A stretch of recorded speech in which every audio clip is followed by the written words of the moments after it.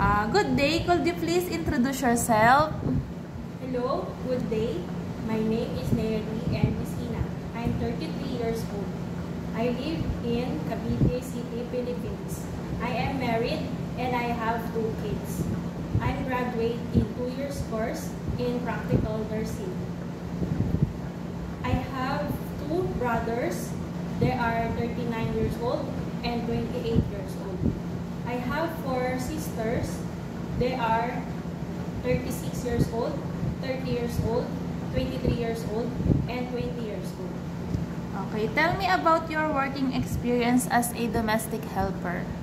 I was worked as a domestic helper in Cainta, Rizal, Philippines last to September 2012 to February 2013. So how many helpers in the house? Me and 1 household worker. Did you renew your contract? No, because the one that I can take care was died. Okay, what will you do in the house? Start from the morning. First, I fix myself, then prepare the food, prepare the things that used in taking care of bath. Then after I settle the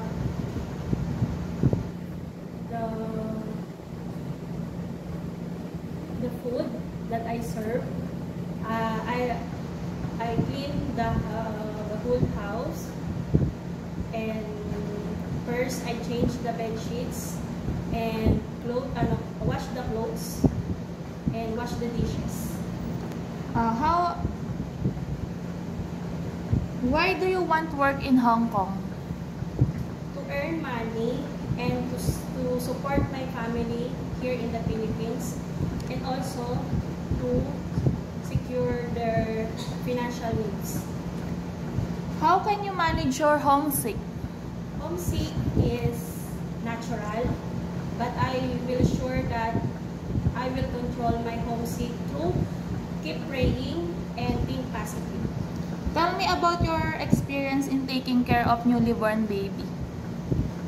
My personal experience as a mother,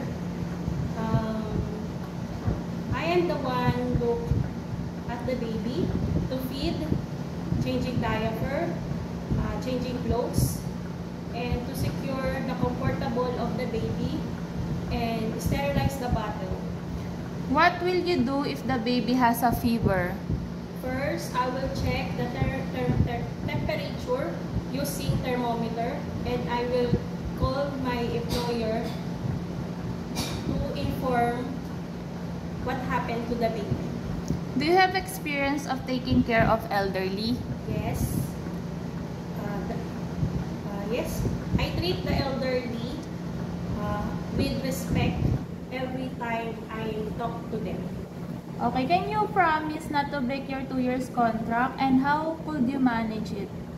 Yes, I will not broke my 2 years contract, and I promise that I can show positivity attitude to my employer. Can you sing a song like nursery rhymes? Yes. Wheel on the bus go round and round, round and round, round and round. The wheels on the bus goes round and round, all through the town. Okay, tell me about your cooking experience. Cooking experience, simple like Filipino meals, like sinigang, pork steak, lumpiang Shanghai, fried rice. But I will learn more any kind of dishes to serve my employer properly.